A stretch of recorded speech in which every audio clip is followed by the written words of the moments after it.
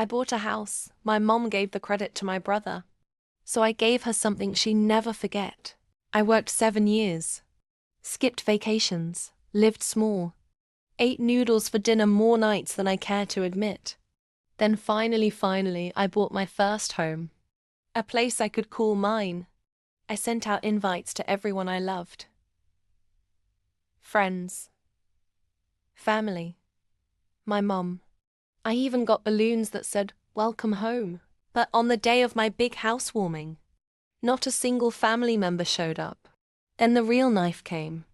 My mother posted a photo of my house with the caption, "So proud of my son's achievements." She wasn't hacked. She wasn't joking. She just erased me. So I decided if she wanted to pretend I didn't exist, I'd show her what invisible really feels like. I stared at that post for 2 straight minutes frozen. My smile from the housewarming still fresh in my cheeks. Her caption burned into my skull. My brother hadn't even graduated college yet. He was in Bali. With her. While I was sweeping confetti off a hardwood floor she'd never stepped on. When I called her, all she said was, "Sweetheart, you know your brother's always been the star." I didn't yell. I didn't cry. I said, "Okay." Then I hung up. And I got to work. I knew my mother's greatest obsession wasn't her son. It was her reputation. She runs a Facebook group called Graceful Grandmothers of Greater Boston, a place where she flexes her perfect family and photoshops herself into her kids' lives like some Pinterest-drenched dictator. So I crafted a plan. It started with a post of my own. Finally bought my dream home after 7 years of hard work, no loans, no help, just grit. Grateful for the few who showed up for me. The rest, I see you.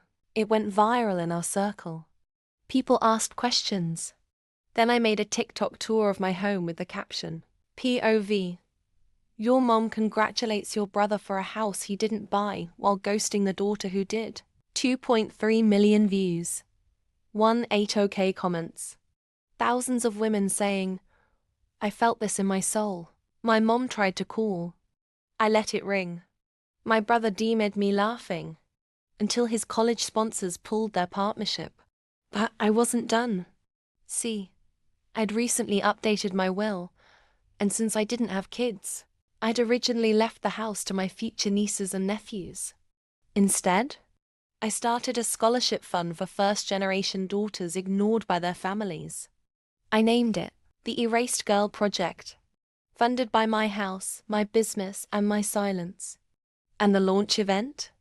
It was hosted in the very living room my mother refused to step into. Every woman who ever felt forgotten was there, including a surprise guest. My aunt, my mom's estranged sister, who told the room exactly why my mom couldn't handle a daughter like me. She hated your light because she never found hers. She tried to steal my moment and hand it to someone else.